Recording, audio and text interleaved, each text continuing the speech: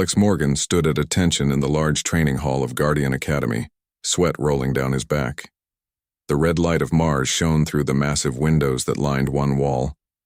200 human cadets stood in perfect rows, breathing hard after their morning exercises. Commander Zexilor moved between the rows on his 4 spindly legs. The insectoid alien's compound eyes reflected the light as he studied the humans. His upper arms were folded behind his back, while his lower arms held a datapad. 3 times Earth gravity training and you're only sweating. Impressive. Zexilor clicked his mandibles. Most species would be crushed flat. Alex kept his eyes forward.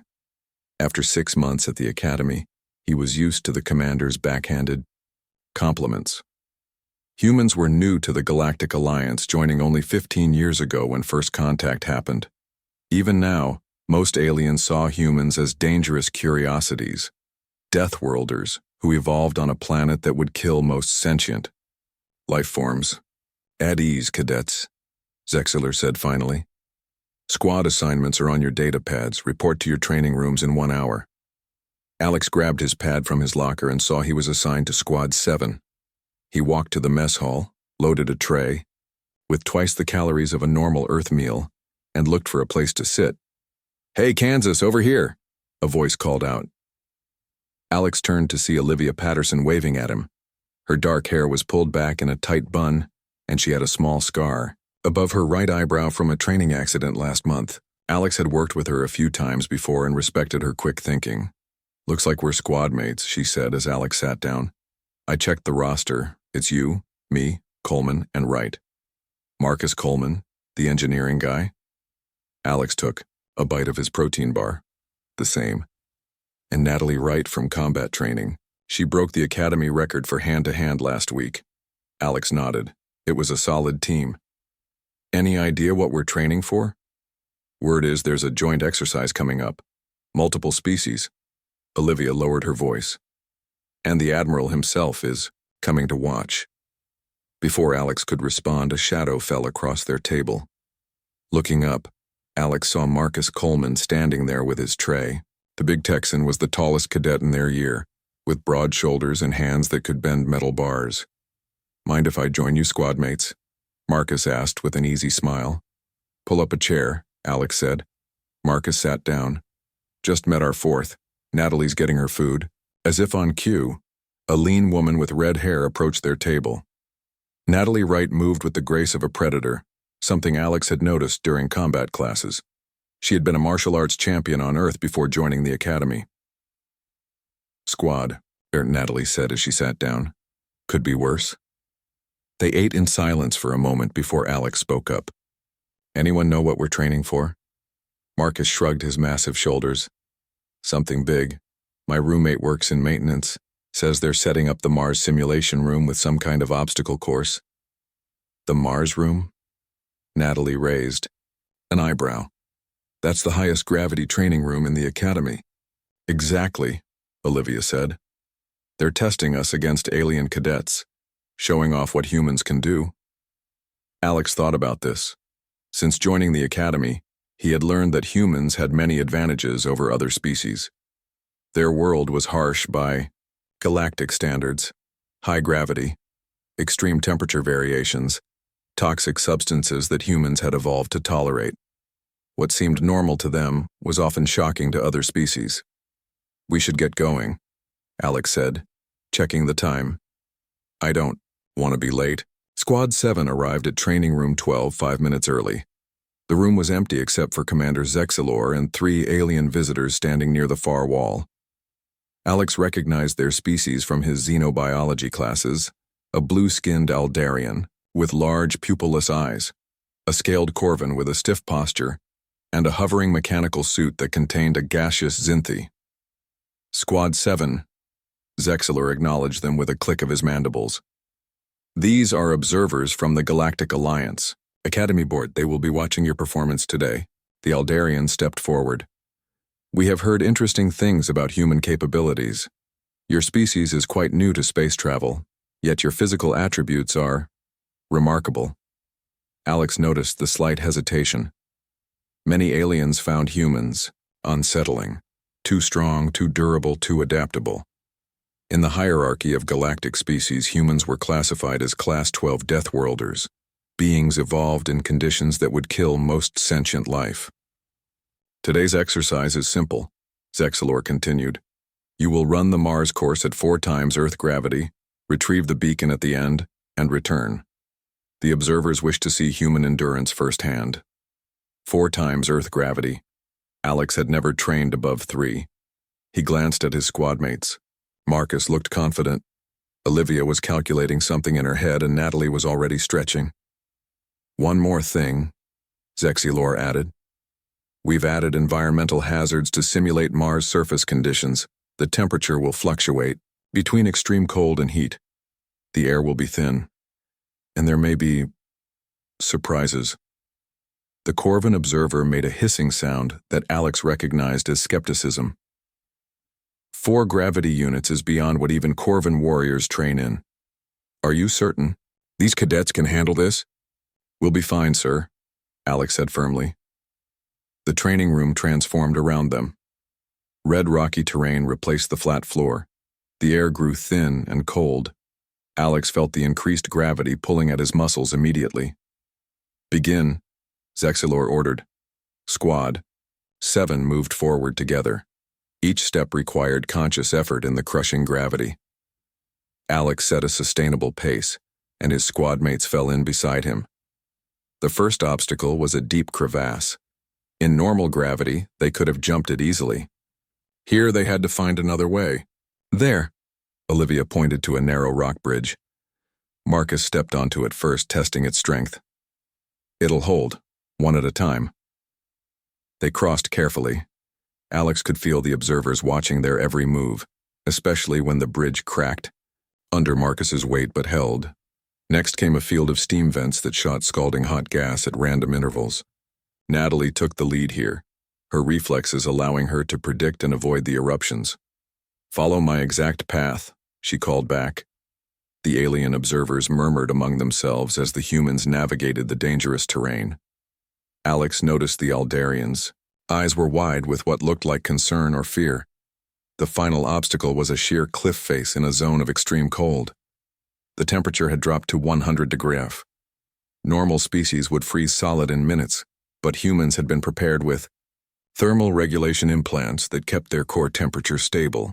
Climbing in this gravity will be tough, Marcus said, examining the wall. We do it together, Alex decided. Harness formation. They linked themselves with training cables.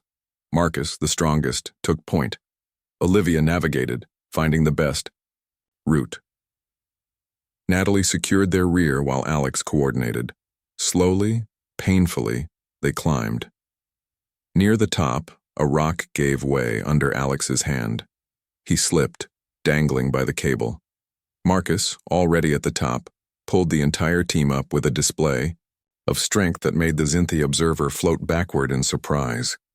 At the summit, a small beacon pulsed red. Alex grabbed it and a chime sounded. Exercise complete, Zexilor announced. Return time 17 minutes 43 seconds. A new academy record. As the training room returned to normal and gravity decreased to standard levels, Alex saw the alien observers huddled together talking rapidly. The Corvin seemed agitated, gesturing toward the squad. What's wrong? Alex asked Commander Zexilor. The insectoid instructor's mandibles twitched in what Alex had learned was amusement. Nothing is wrong, Cadet Morgan. They are simply adjusting their expectations. The Alliance has sent these observers to evaluate human cadets for a joint training mission. After seeing your performance, they're concerned their own cadets might not keep up. Alex looked at his tired but triumphant squad mates. They had just been training, doing what felt natural to them. But to the rest of the galaxy, they were something else entirely. They were Deathworlders. 1 week after their record-setting performance, Squad 7 stood in the shuttle bay of Guardian Academy. Their bags were packed for a 2-week assignment at Lunar Base Epsilon 9, where they would participate in the first-ever multi-species cadet training mission. I can't believe we're going to train with actual alien cadets, Marcus said, adjusting his duffel bag on his shoulder. Natalie checked her gear one last time. Just remember what Commander Zexilor said. This is as much about diplomacy as it is about training. We're representatives of Earth now, Olivia added. First impressions matter. Alex nodded in agreement. Since joining the Galactic Alliance, humans had been viewed with a mixture of fascination and fear. This joint training exercise was an opportunity to show that humans could be valuable allies, not just dangerous curiosities. Commander Zexilor approached the squad, his forelegs clicking against the metal floor. "Your shuttle is ready, cadets," he said. "Remember your briefing. Lunar Base Epsilon 9 has standard gravity and atmospheric settings to accommodate all participating species. You will be training alongside Aldarian, Corvin, and Zinthi cadets." "Yes, Commander," Alex replied. "We understand the importance of this mission." "Good." Zexilor's compound eyes studied them. "Because the observers you met last week were impressed enough to request your specific squad for this exercise. Do not make me regret my recommendation." The shuttle ride to Lunar Base Epsilon 9 took 3 hours. The base itself was built into the surface of a large moon, orbiting a gas giant in the Proxima system. It was designed as a neutral training facility, with environments that could be modified to suit various species. When they disembarked, a human officer was waiting for them. "Squad 7, I'm Lieutenant Ward, your liaison for this exercise." She was an older woman with gray-streaked hair and the confident posture of someone who had served in space for many years. "The other species arrived yesterday. They're eager to meet you." "Eager?" Marcus raised an eyebrow. "Or nervous?" Lieutenant Ward's mouth twitched in a slight smile. "Both. News of your Mars room performance has spread. Follow me for the welcome." Briefing. The main conference room was filled with cadets from 3 alien species. The blue-skinned Aldarians sat together in perfect stillness, their large eyes blinking rarely. They were telepathic humanoids known for their peaceful nature and diplomatic skills. The Corvins were reptilian, with scales in various shades of green and brown. They stood with military precision, their clawed hands clasped behind their backs. Corvins were respected warriors throughout the galaxy. The Zinthi were the most alien of all, gaseous entities contained in sleek mechanical suits.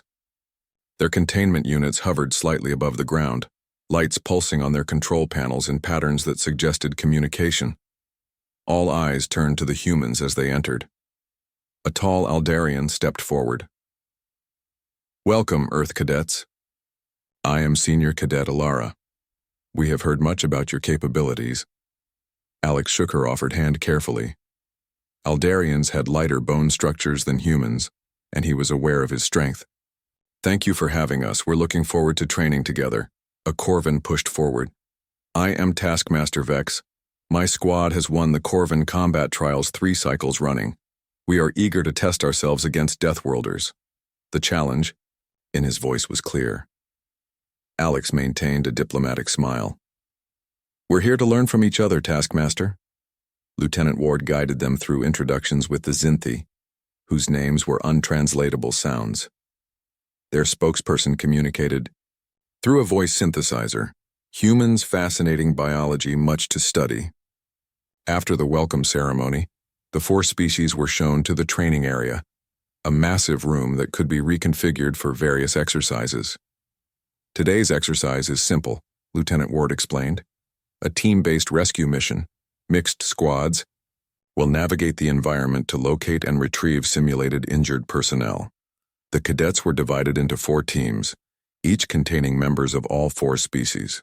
Alex found himself teamed with Ilara the Aldarian, a Corvin named Drex, and a Zinthi designated as Blue Pattern. "The exercise begins in 20 minutes, Lieutenant Ward said. Familiarize yourselves with your teammates' abilities." Ilara spoke first. "Aldarians can sense life forms within a 50-meter radius. This will help locate the simulated casualties." "Corvins have superior night vision and climbing abilities," Drex added gruffly. Blue Pattern's suit emitted a series of beeps before. Translating, "Zinthi can pass through small openings when necessary." All 3 turned to Alex, waiting. "Humans are adaptable," he said simply. "We can assist wherever needed." The training room transformed into a damaged space station environment. Red emergency lights cast shadows across debris-filled corridors. Simulated smoke reduced visibility. "Begin exercise," Lieutenant Ward's voice announced over the speakers. The teams moved into the training area. Alex's team navigated carefully through a collapsed section. Ilara led the way, her telepathic abilities sensing the location of the simulated victims. "Life signs 30 meters ahead," she reported. "Behind a blocked doorway." Drex examined the door. "Too heavy to move. We need to find another way." Alex studied the situation. The door was indeed massive, designed to simulate a pressure door. But he remembered his Mars training. "I might be able to create an opening," he said, "if I can get leverage." The aliens watched as Alex found a metal bar and wedged it into the small gap at the door's edge. Using the bar as a lever, he applied his strength. Muscles straining, face reddening with effort, he managed to create a 30-centimeter opening. "Impressive," Drex admitted reluctantly. "Blue pattern can now pass through," Ilara suggested. The Xinthi's suit approached the gap. A small portion of the gaseous entity seeped through the opening, leaving its containment suit behind temporarily. Something Alex had read was rarely done in front of other species. Moments later, the door mechanisms engaged, and it slid open, fully. Blue pattern reformed in its suit and emitted pleased-sounding beeps. The team continued deeper into the simulation. They had just located their first victim, a medical dummy, when an alarm blared through the facility. "This is not part of the exercise," Ilara said, her eyes wide. Lieutenant Ward's voice came over the emergency channel. "All cadets, report to safe zones immediately. This is not a drill. The containment systems for the Lunar Research Lab have failed. Native specimens are loose in the training area." Drex's scales flattened against his neck, a sign of alarm. "Lunar arachnids. They're predatory and extremely venomous." As if on cue, a skittering sound came from the ceiling. Alex looked, up to see a dark shape moving, a creature with multiple legs and a chitinous body about the size of a large dog. More shapes moved in the shadows. "These creatures are lethal to our species," Ilara whispered, fear evident in her voice. "Their venom causes neural shutdown in Eldarians." "Corvins too," Drex added, backing away. "Our scales offer some protection, but not against a swarm." Blue pattern's lights flashed rapidly. Xinthi vulnerable if suit punctured. Alex assessed the situation quickly. The arachnids were blocking their route to the designated safe zone. The aliens were freezing in fear, an understandable reaction to a lethal predator. "Stay behind me," Alex said, picking up a piece of metal. "Debris. On Earth we have similar creatures. Not as big, but similar. I know how they move." An arachnid dropped from the ceiling, mandibles clicking. Without hesitation, Alex swung his makeshift weapon, knocking the creature against the wall. It recovered quickly and charged again. This time, Alex waited until the last second before sidestepping and bringing the metal down on its central body. The creature twitched and lay still. More arachnids appeared, attracted by the commotion. Alex positioned himself between the creatures and his teammates. "We need to move toward the safe zone," he called over his shoulder. "Ilara, guide us. Drex, watch our backs. Blue pattern, can you access the station's systems to help us?" To his surprise, his alien teammates followed his instructions without question. As they navigated the corridors, Alex continued to fend off the arachnids. The creatures were fast and dangerous, but their attack patterns were predictable to someone who had studied Earth spiders. When they finally reached the safe zone, they found other teams already there, along with several shocked instructors watching the humans in action. Squad 7 had taken leadership positions in each of their teams, protecting the alien cadets from threats that would have been lethal to them, but were merely dangerous to humans.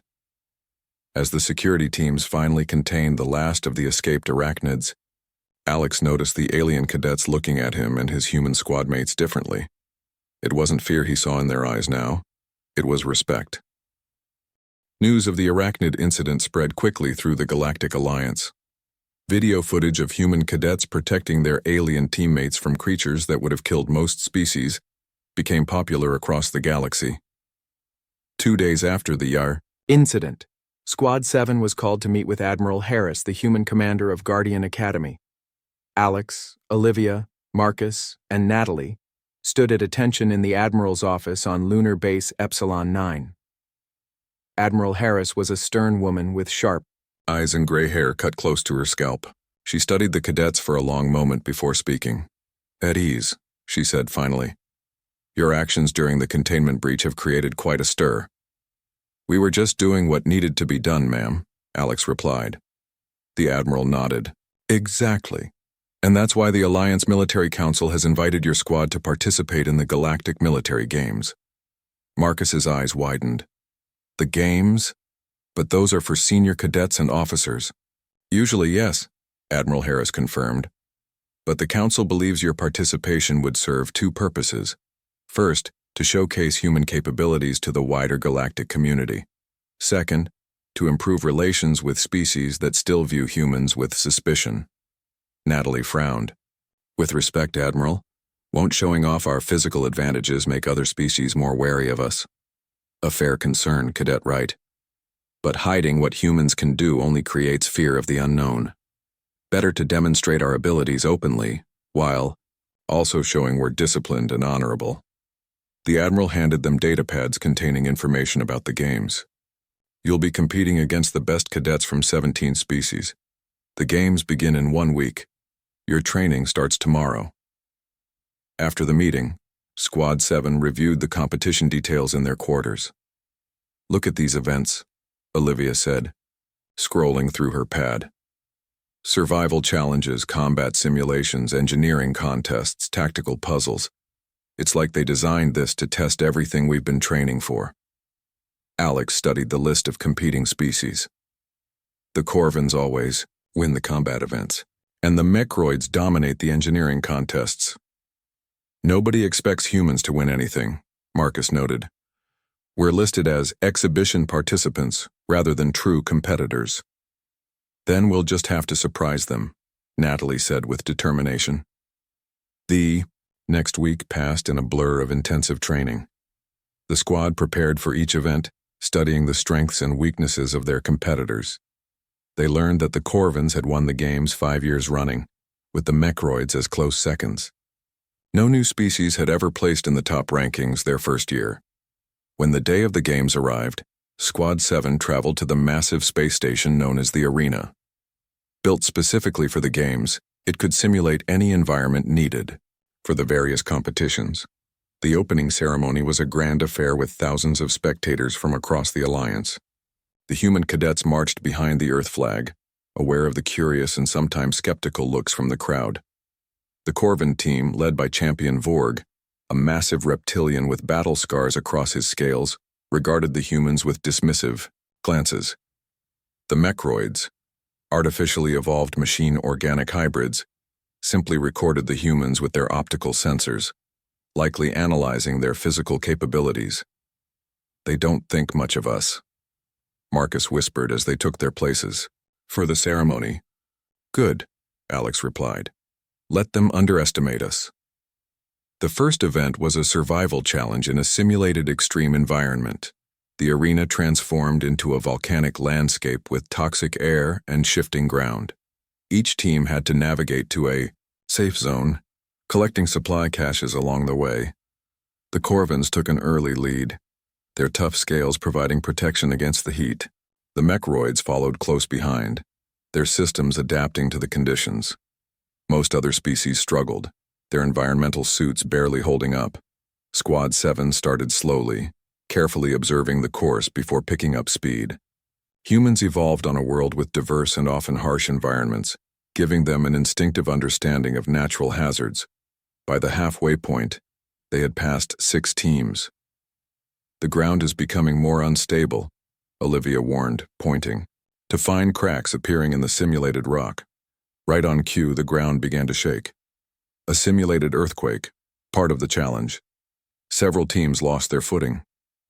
The Aldarians, with their lighter bones and graceful movement, managed to stay upright but were forced to retreat from their position. The human cadets instinctively spread out to maintain balance. Marcus, with his engineering background, spotted a pattern to the tremors. "They're not random," he called out. There's a safe path, follow me. Trusting his analysis, the squad followed Marcus through the shaking landscape. They reached a supply cache that other teams had been forced to abandon. Inside were crucial supplies: oxygen tanks, heat shields, and water purifiers. Smart move, a commentator's voice echoed through the arena. The human team has secured the most valuable cache while others retreated. The final stretch of the course featured rivers of simulated lava that had to be crossed. The Corvins used their powerful legs to leap across. The Mechroids extended bridge-like appendages. Other teams used various equipment from their caches. Squad 7 approached the challenge differently. Instead of crossing at the widest point like other teams, they moved along the edge until Natalie spotted a narrow section partially hidden by rock formations. There, she pointed. We can jump that. One by one, they leaped across the narrow gap. When it was Marcus's turn, his greater weight caused the edge to crumble beneath him as he landed. He started to slip toward the lava, but Alex and Natalie grabbed his arms, their muscles straining as they pulled him to safety. The crowd gasped at the display of strength and teamwork. When the final rankings for the event were announced, the humans had placed third, behind the Corvins and Mechroids but ahead of 14 other species. It was an unprecedented result for a first-time competitor. In the engineering contest that followed, Olivia led the squad to another surprising finish. Teams were given damaged equipment and limited resources to complete a series of tasks. The Mechroids were clearly superior with their built-in tools and analytical processors, but the humans showed remarkable creativity in solving problems with limited resources. They're using their oxygen tank as a pneumatic driver, one judge remarked in surprise as Olivia repurposed their equipment in ways the designers hadn't anticipated.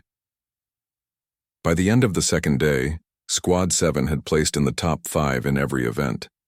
The other competitors no longer viewed them with dismissal, but with growing respect and concern.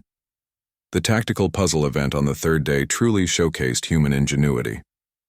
Teams were placed in a complex maze filled with traps and puzzles that had to be solved to progress. While other species relied on standard military protocols or brute computational power, the humans demonstrated a unique ability to think outside established patterns. Humans have an interesting way of connecting seemingly unrelated concepts. An Alderan observer noted as Alex solved a logic trap by applying Earth music theory to a sequence of tones that had stumped other teams. The final event was the most prestigious, a capture the flag simulation in a massive zero-gravity arena filled with obstacles. Teams could use non-lethal weapons and tactics to defend their flag while attempting to capture others. As Squad 7 prepared for the event, Alex noticed something odd about the Mechroids' equipment. Those aren't standard issue, he whispered to his teammates. They've modified their gear. Isn't that against the rules?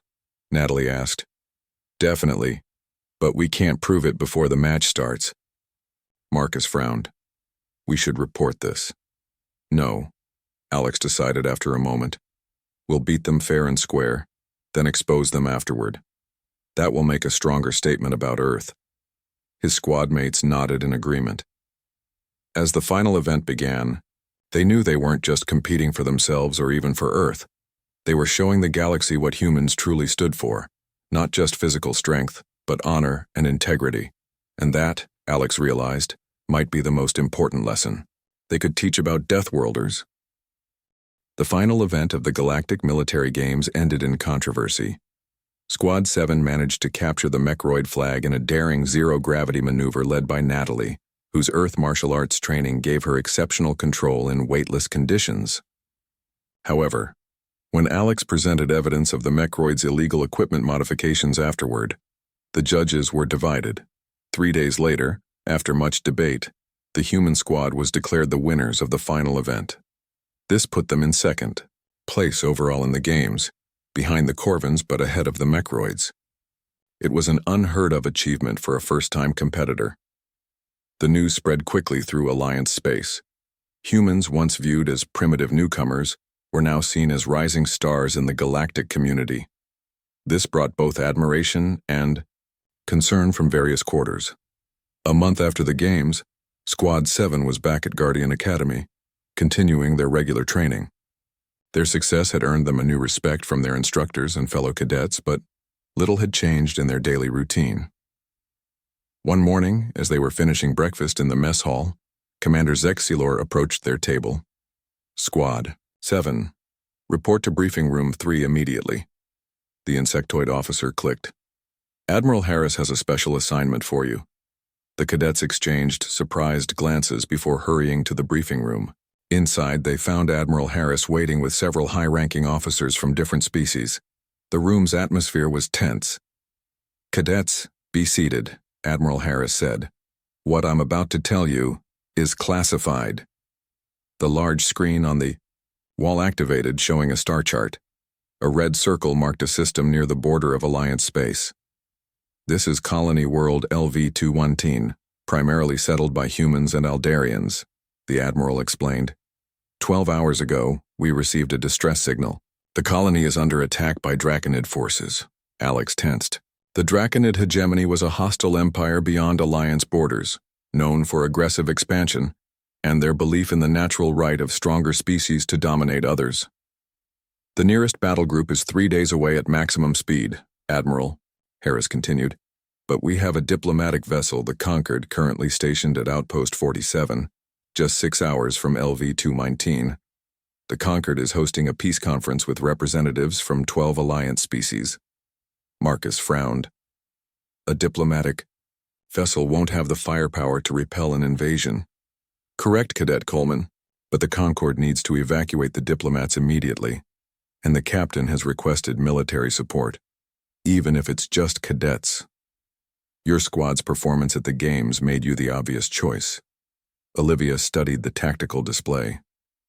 We'd be vastly outnumbered, ma'am. You won't be engaging in direct combat, the Admiral clarified. Your mission is to assist with evacuation protocols and provide security for the diplomats. The Concord will attempt to rescue as many colonists as possible before retreating to safe space. The squad accepted the mission, understanding its importance. Within an hour, they were aboard a fast courier ship bound for Outpost 47. During the journey, they studied the diplomatic vessel's layout and security systems. The Concord wasn't built for combat, Natalie noted as she reviewed the schematics. Minimal shields, no weapons beyond point defense systems. At least it's fast, Alex said. If we can get the diplomats aboard quickly, we can outrun any Draconid pursuit ships. When they arrived at Outpost 47, they found the Concord already preparing for emergency departure. Captain Lin, a veteran human officer with cybernetic enhancements, greeted them at the airlock. Glad to have you aboard, Squad 7. The situation has deteriorated. The Draconids hit 3 colonies simultaneously. This was a coordinated attack. We're heading to LV-219 now. I need you to brief the diplomatic delegation and prepare them for potential emergency scenarios. The diplomatic delegation consisted of representatives from 12 Alliance species, including some that the cadets had never seen before. The ambassadors were gathered in the Concord's main conference room, their conversations a mix of concern and confusion. Alex stepped forward. Distinguished representatives, I'm Cadet Morgan of Guardian Academy. My squad has been assigned to assist with your security during this crisis. A tall Aldarian ambassador approached. Humans? We requested experienced officers, not students. They're the Squad 7 that competed in the games, a Corvin representative rumbled. I saw their performance, they'll do. Before further discussion could occur, the ship's alert system activated. All hands secure for emergency jump, Captain Lin's voice announced. We've received updated intelligence. The Draconid fleet has split. A battle group is headed directly for our position. Estimated arrival, 17 minutes. The ship lurched as it accelerated to full speed. The ambassadors were escorted to secure rooms while Squad 7 reported to the bridge.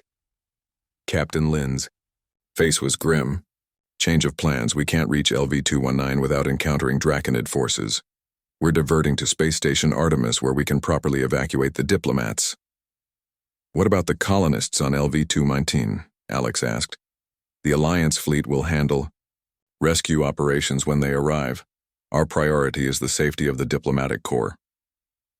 The cadets took positions around the bridge, assisting the crew with various tasks.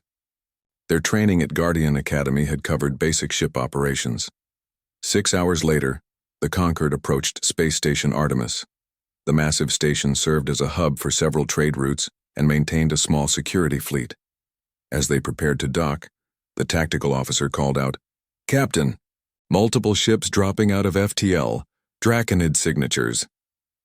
On the main view screen, 5 Draconid warships appeared, positioning themselves between the Concorde and the station. "How did they know we'd come here?" Captain Lin demanded. Olivia, who was assisting at the communication station, looked up sharply. "Captain, I'm detecting an encrypted transmission coming from within our ship. Someone's broadcasting our position." "A spy," Marcus growled. Captain Lin's cybernetic eye glowed brighter as she accessed the ship's internal sensors. "Security teams to all diplomatic quarters, find that transmitter." But it was too late for evasive action. The Draconid vessels had them surrounded. "Incoming message from the lead Draconid ship," the communications officer reported. The screen changed to show a Draconid commander, a reptilian being with crimson scales and black eyes. Sharp teeth showed as he spoke. "Alliance vessel, this is Commander Vexcar. Surrender your diplomatic passengers and you may leave unharmed."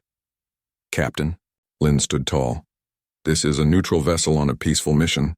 Any aggression against us violates galactic law." The Draconid laughed. "Laws are for the weak. You have 5 minutes to comply or we open fire." As the screen went dark, panic spread through the bridge.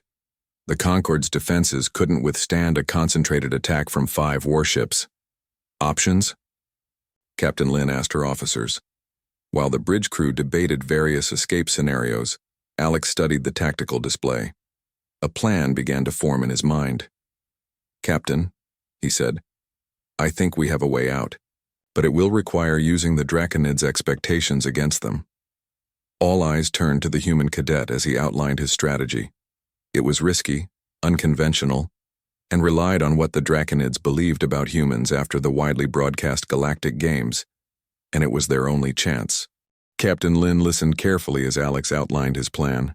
"The Draconids know about our performance in the games," he explained. "They've seen what human cadets can do, but they don't know our limitations." "What are you suggesting, Cadet Morgan?" the captain asked. "A bluff. We broadcast footage of our training exercises, but we present them as standard human military protocols." Alex pointed to the tactical display. "We show them what they'd be facing if they engage us." Marcus caught on immediately. "We show them Squad 7 functioning in 4 times Earth gravity and handling the lunar arachnids," Natalie added. "And solving complex tactical puzzles faster than their best warriors could," Olivia finished. Captain Lin considered the idea. They might not believe it. "That's why we need to find their spy," Alex said. "The spy has been feeding them information. If we can control what the spy tells them, we can reinforce our bluff." The captain nodded slowly. "It's worth trying. You have 3 minutes before the Draconid's deadline expires." The squad moved quickly. Olivia hacked into the ship's security feed to locate the source of the unauthorized transmissions. It didn't take long to pinpoint the signal coming from the Zinthi ambassador's quarters. "Not the ambassador," Olivia clarified as they hurried through the corridors. "The signal's coming from the environmental regulation unit for the Zinthi's quarters. Someone hit a transmitter there." Security teams surrounded the area while Squad 7 entered the room. The Zinthi ambassador, a cloud of purple gas in a containment suit, seemed genuinely surprised by the intrusion. "What is meaning of this?" the synthesized voice demanded. Marcus examined the environmental unit while Alex explained the situation.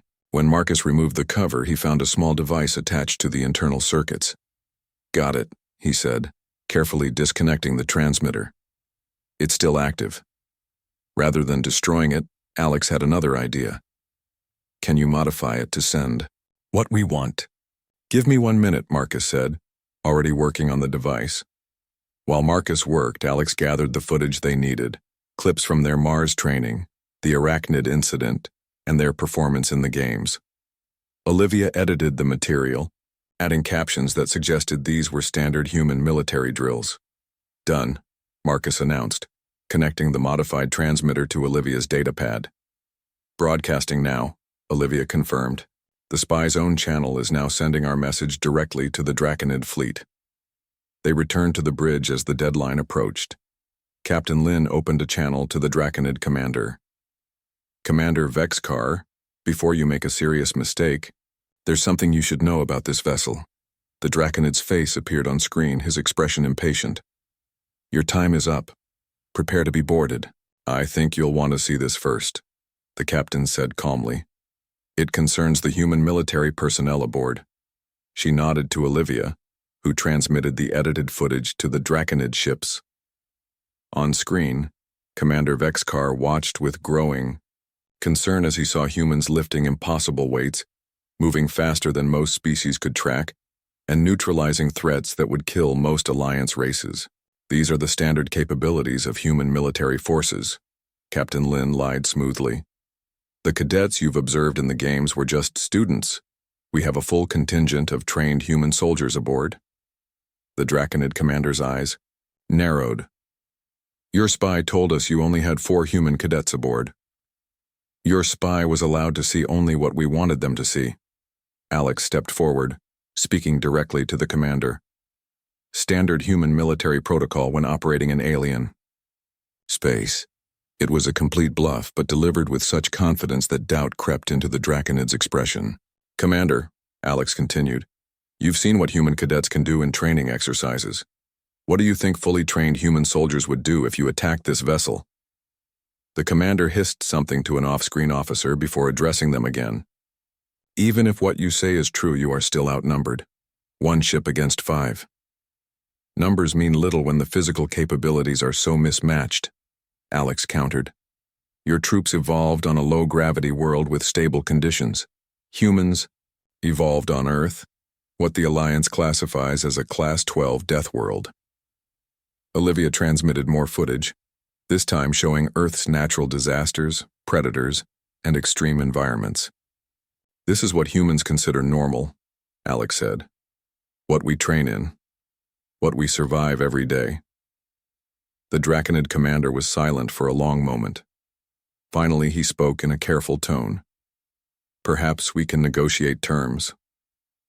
4 hours later, Squad 7 stood with Captain Lin in the Concorde's conference room as the Draconid commander signed a temporary non-aggression pact. The diplomatic delegation watched in amazement as the ceremony concluded.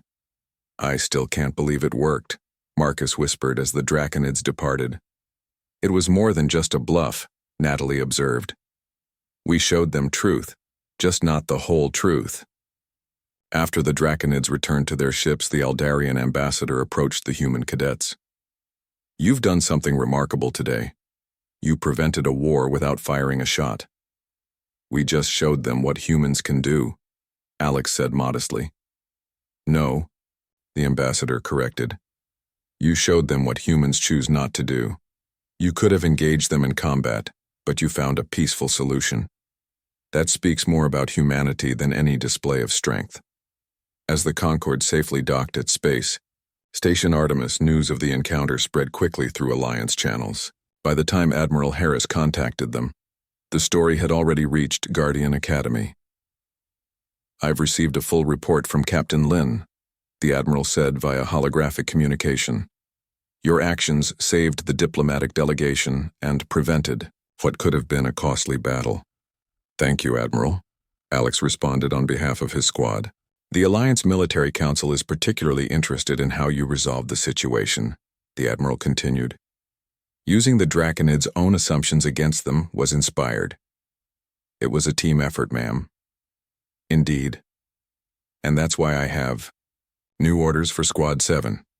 The Admiral's holographic image smiled slightly. The Draconid hegemony has requested formal peace talks with the Alliance. They specifically asked for human representatives to be present. Us, ma'am? Olivia asked in surprise. Not just any humans, they requested the Deathworlder Cadets by name. Admiral Harris looked amused. It seems you've made quite an impression. The Council believes this could be the beginning of real diplomatic relations with the hegemony. After the communication ended, Squad 7 stood in silence for a moment, processing what had happened. "So let me get this straight," Marcus finally said. "We were just training, doing what comes naturally to us because we evolved on Earth. The aliens saw this, got scared, and now an entire hostile empire wants peace talks?" "Pretty much," Natalie confirmed. Alex smiled as he looked at his teammates. "I guess being Deathworlders isn't just about physical strength. It's about how we use it." As their ship departed for the peace conference, reports came in from across Alliance space. The story of how human cadets had faced down a Draconid fleet had spread rapidly. Other hostile species along the borders were suddenly requesting diplomatic channels instead of continuing minor skirmishes. The galaxy was changing its view of humanity, not just as dangerous creatures evolved on a deadly world, but as potential protectors who chose peace when they could have chosen war, and it had all started with 4 cadets who were just training.